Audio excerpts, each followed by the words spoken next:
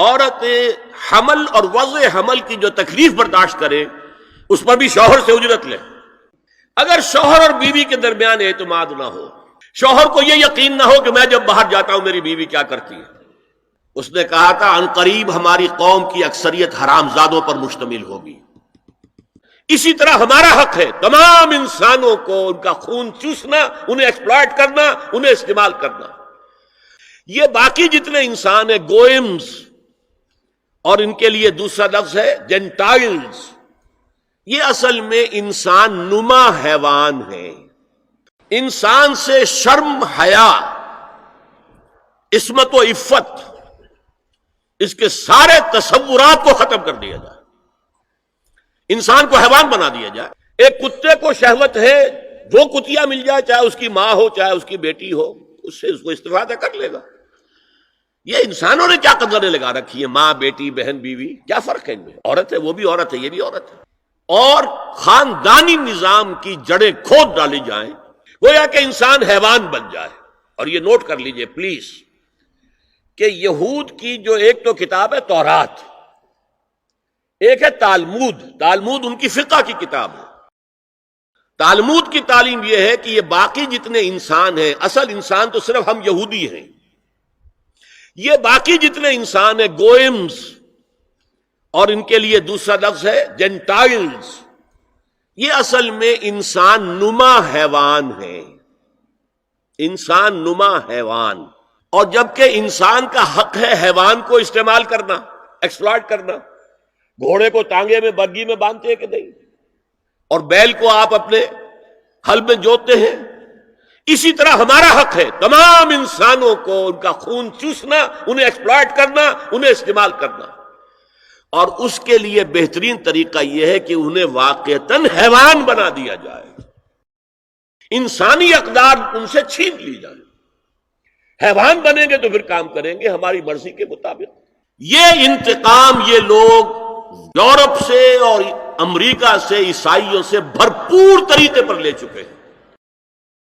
شرم اور حیا نام کی کوئی شے نہیں رہی، عصمت و عفت کا کوئی حساب نہیں، کوئی ذکر ہی نہیں.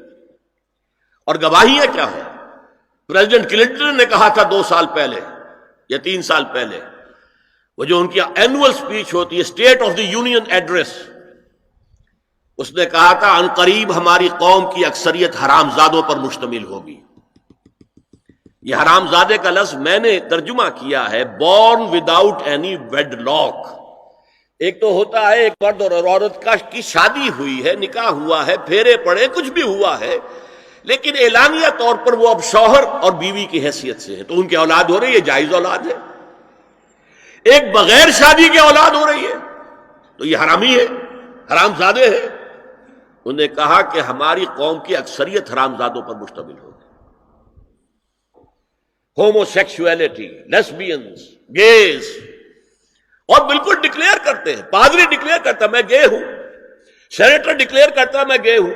انہیں کوئی شرم ہی نہیں، اس کے اندر کوئی حجاب نہیں، اعتراف کرنے کے اندر کہیں بھی کسی طرح کی رکاوٹ نہیں، ہچکچاہٹ ہی نہیں.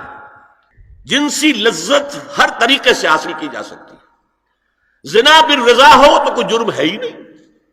ہاں زنا بالجبر ہو تو جرم ہے.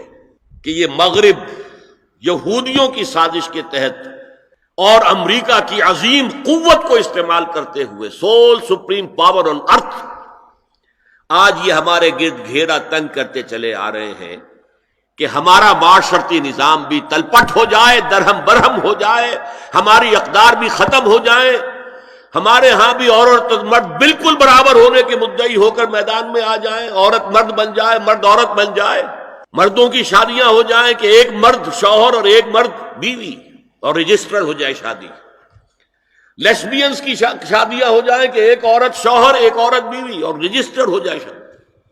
یہ سارا کام ناتی الارض ننقصها من اطرافها، اس کی مثال کیا ہے کہ پہلے اس پروگرام کے تحت 1994 میں کانفرنس ہوئی قاہرہ میں، عرب ورلڈ کا وہ مرکز ہے. دوسری 1 سال کے بعد کانفرنس کر دی بیجنگ میں، اور اس کے بعد بیجنگ +5 کانفرنس ہوئی ہے. نام اس کا کیا تھا کانفرنس کا؟ Women 2000، gender equality development and peace for the 21st century. Preparatory document میں نمبر 1 ہومو سیکسولیٹی کو نارمل سیکسول اورینٹیشن قرار دیا جائے. کوئی جرم نہیں ہے. مرد مرد سے شہوت رانی کرے. عمل قوم لوط، ایک شخص جو ہے عورت سے اپنی خواہش پوری کرنا چاہتا ہے، ایک مرد سے ہی کرنا چاہتا ہے. تمہیں کیا اعتراض ہے؟ عورتیں گھر کا کام کاج کرنے سے انکار کر دیں یا اس پر ویج طلب کریں، مزدوری دو ہمیں، محنت دو تب ہم کام کریں گے. یہ چولہا جھونکنا، یہ روٹی پکانا، برتن دھونا، یہ اس کے لیے ہمیں اجرت چاہیے، لیبر. نمبر 4 عورتیں حمل اور وضع حمل کی جو تکلیف برداشت کریں اس پر بھی شوہر سے اجرت لیں.